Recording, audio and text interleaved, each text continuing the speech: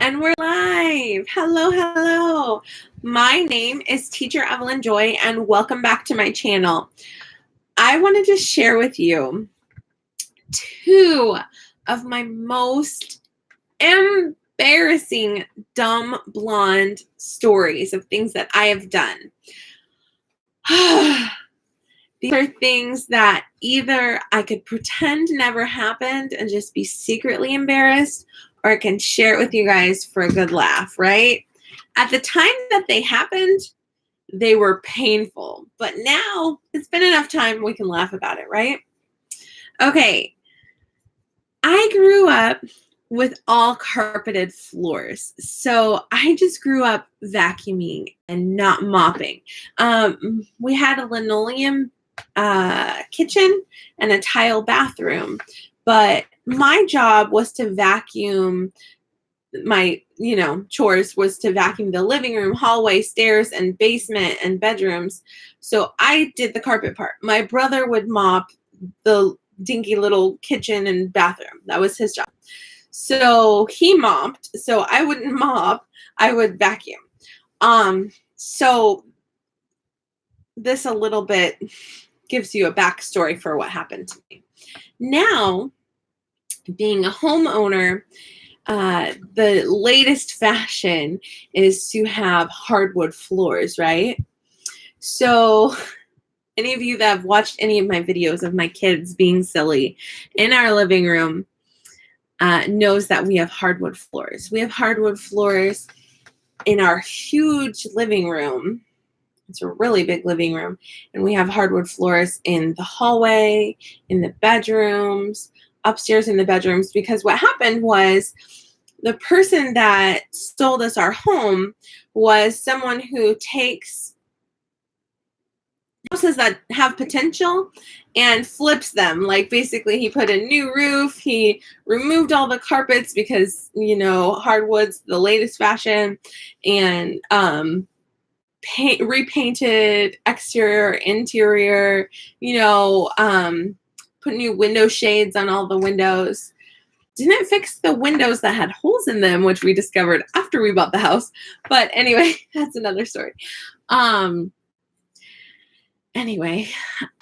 Basically fixed it to make it more fashionable and sold it to us for a higher price because, put a new AC, put a new water heater, everything. So everything was updated when we bought it for a higher price than what he bought it for, like $25,000. We bought it for $65,000, $63,000, something like that. 63, I think.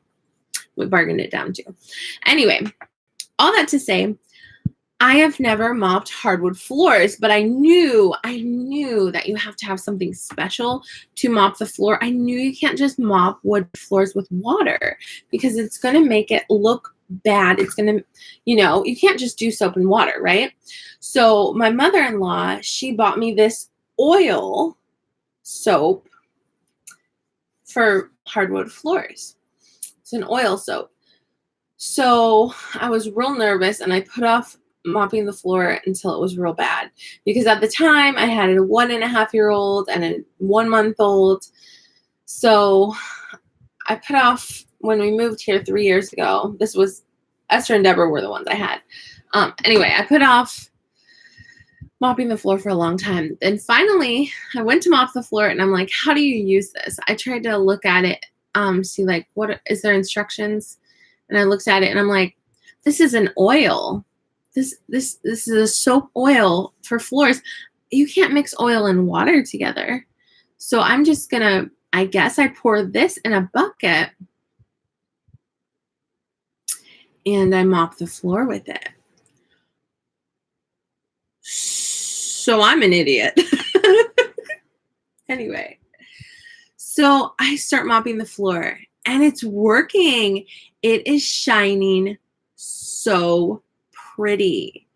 And I basically used the whole bottle in the bucket. And I mopped the entire living room and pretty sure I did the hallway too, right? Then I ran out of it. It looked beautiful. The floor was shining. It looked great. I was so proud of myself. I took pictures of it and sent it to my husband. Look, I mopped the floor. It looks gorgeous. Then I waited for it to dry. And when I stepped on it, it was sticky. And it stuck to my shoes. And it left a residue. And it was like your feet would like stick to the floor. It was not good. Not good. And it started to have a residue all over it. And it didn't look good anymore. It was sticky everywhere. It was almost as if I had mopped the entire floor with soap with no water. I went back to that bottle that I supposedly had read the instructions on and looked at the other side at the bottom and saw that there were actual instructions. You were supposed to, for every gallon of water in your bucket, you were supposed to put like 2 capfuls of this special oily soap that's just for wood floors. So yes, you do mop the wood floors with water, but you need a little bit of this special oil soap in it. I was so embarrassed. It took so much mopping with actual water to get it, what I did, undone. It was so embarrassing. And for a long time, it stayed yucky. But I learned my lesson, and now I know. Now we prefer the Swiffer Wet Jet just to clean up messes. For the most part, we just sweep our floors and we wipe it up if there's a little something we need to wipe up. But anyway, oh, that was a big dumb blonde moment. The other dumb blonde moment was in college. At the time I went to college, cell phones and laptops were just becoming a trend, right? So all the rich kids in college, not rich, but you know, most of the kids came with their own laptops and their own cell phones. I didn't get a cell phone until I was 19. So my first year of college, I didn't even have a cell phone. And I didn't have a laptop either. So I have someone watching. Feel free to say hello. So I discovered and found out how to buy things online on Amazon.com because I went to a small Bible college and they stopped having, hi teacher Heather. I have another class in 20 minutes too. I went to a small Bible college and they stopped having a bookstore because it was cheaper to order books online. So they taught us how to order on Amazon.com. So it was my first time ever having a debit card and ordering things online. So I thought, why don't I see how cheap I could find a laptop? Now, at the time, I knew nothing about names of computers or brand names or anything.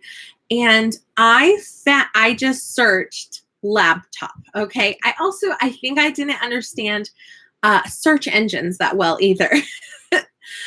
In my defense, I was like 19 at the time, maybe even 18. I think I was 18 at the time. So real dumb blonde, new to college, didn't know what the heck I was doing with my life, thought I was an adult, was not. So I searched under Amazon to see how cheap I could get a laptop, to see if I could afford to get a laptop for college. I was so excited, guys. I found a laptop that was a brand called Riser. Laptop Riser for only $20, guys. Do you see where this is going yet? No? Okay, so it came in the mail. I was so excited. I told my friends at the mailroom in the college. I got the package after a couple weeks of waiting. And I told my friends, you guys, I got a laptop for only $20. I opened it. This is light. It's about the right size, but it's light.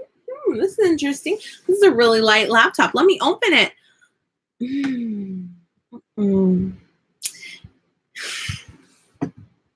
You guys, I bought a laptop Riser for a laptop I don't have. It's a piece of plastic. If you don't know what a laptop riser is, because I sure didn't. I thought riser was a brand name because I'm dumb.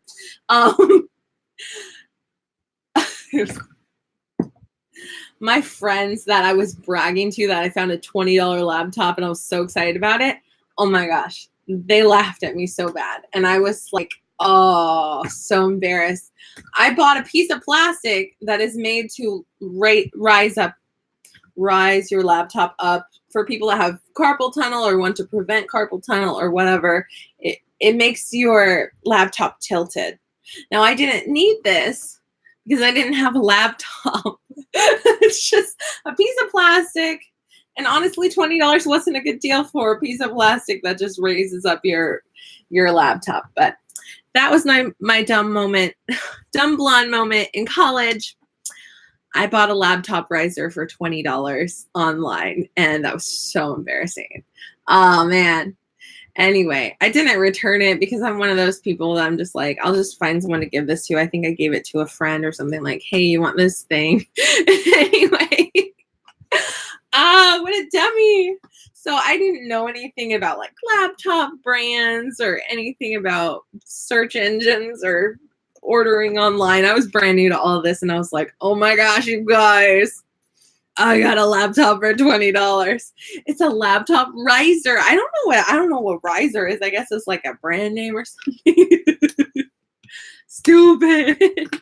Anyway, so that's my two dumb blonde stories. The first one that I don't know if Heather was here to hear it. I mopped my entire hardwood floor with oil soap. I used the whole bottle. All I used was the oil soap, and I coated my whole floor with it. And later I read the instructions on the back in fine print that said you use a gallon of water for like 2 little caps of oil soap. So it took a long time to wash all that soap off my floor, and it was very sticky and left a residue. Anyway, dumb. Those are my 2 stories. I hope I made you laugh. Oh, so embarrassing at the time, but I think it's been long enough that it's not as painful anymore. Yeah, my floor was shining for weeks, but our shoes would stick to it, and then it wouldn't look very nice. Anyway. Okay, embarrassing story regarding cooking. Oh, I'm going to give you a bonus story. I went home from college to cook some, because I lived in the same city as my house. So I went home from college to cook some birthday cupcakes to bring back to college for my friends. And I ran out of metal cupcake pans, and I found in the pantry or the cabinet, I found plastic cupcake pans right in there too. So I used it in the oven. Spoiler alert, you should not ever use plastic in the oven. I didn't know this. These plastic pans that aren't supposed to be used in the oven, I don't know why they were in our cabinet. They melted down to the bottom and caused a fire in our oven. And I had to have my brother use a fire extinguisher. So those cupcakes were not edible. We threw them away. I did not bring cupcakes for my birthday in college, and we ended up having to clean out the oven, and I had to buy my mom a new light bulb for her oven because it made the light bulb burn out. So that's another embarrassing dumb blonde story. Don't put plastic in your oven. That's my cooking nightmare story. Anyway, dumb blonde. I think that was for my 20th birthday. Yeah, I was 20, and I didn't know you don't put plastic in the oven. So yeah, I know now. I learned. You don't put metal in the microwave. You don't put plastic in the oven. Smart. All right. At least you can laugh about this now, but thank goodness you were okay and didn't burn the house down, right? The good thing about having a fire inside of your oven is you can close it. It's contained, right? It can't get out of the oven. So we just I made a lovely mess. I'm good today. Thank you, Heather. All right. Well, we're going to teach classes in about 11 minutes. So see you later. Bye-bye.